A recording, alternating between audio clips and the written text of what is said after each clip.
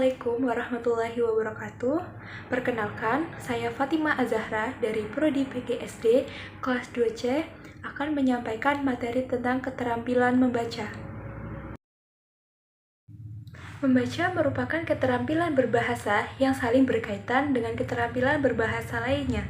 Jadi, membaca merupakan salah satu keterampilan berbahasa, proses aktif, bertujuan, serta memerlukan strategi tertentu yang sesuai dengan tujuan dan jenis membaca.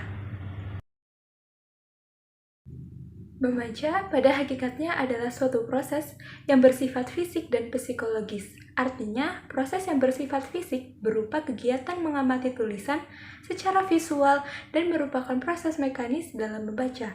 Proses mekanis tersebut berlanjut sehingga menghasilkan proses psikologi yang berupa kegiatan berpikir dalam mengelola informasi.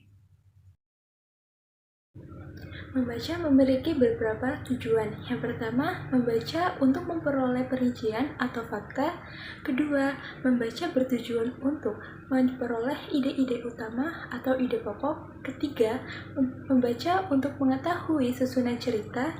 Keempat, membaca bertujuan untuk menyimpulkan dan membaca inferensi. Kelima, membaca bertujuan untuk menilai dan membaca evaluasi. Membaca memiliki beberapa manfaat. Yang pertama, untuk meningkatkan kemampuan kognitif.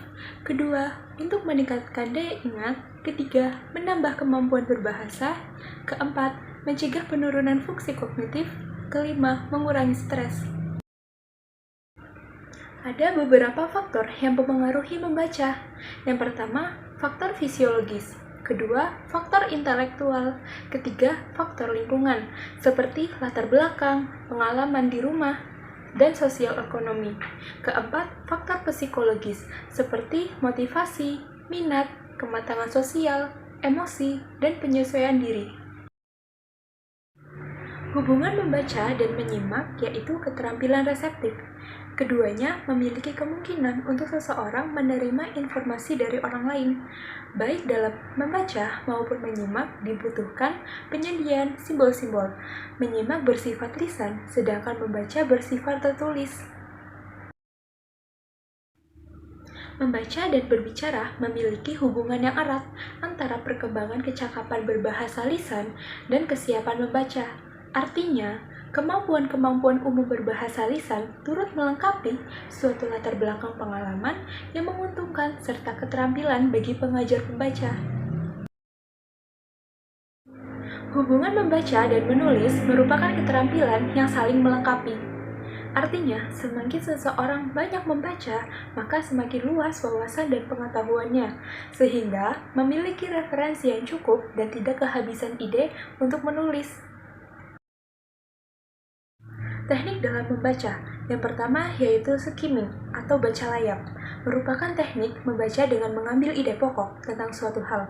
Bertujuan untuk memudahkan mengetahui secara cepat isi buku dengan melacak informasi yang sekiranya menarik dan ingin diketahui secara mendalam.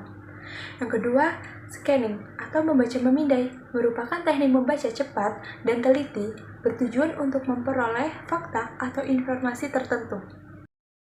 Teknik membaca yang ketiga yaitu selecting atau baca pilih, merupakan teknik membaca yang mengutamakan kebutuhan.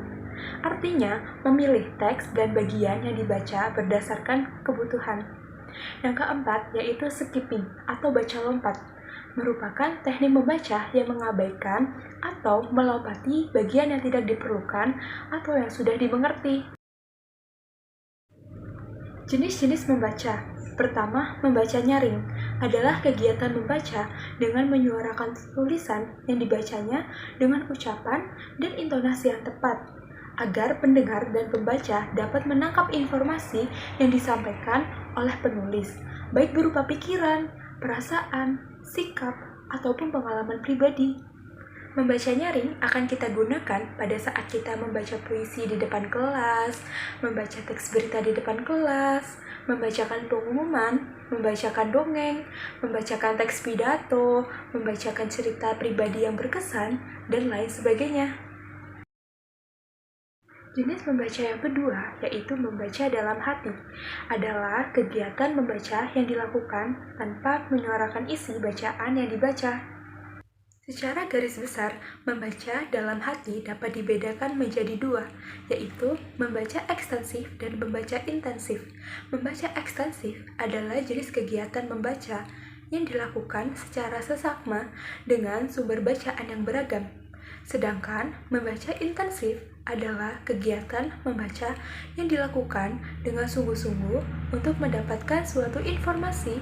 Dalam membaca intensif, hanya membaca satu teks secara perlahan-lahan, sedangkan dalam membaca ekstensif adalah membaca beberapa teks yang terkait sekaligus dan dilakukan secara cepat. Sekian penyampaian materi dari saya.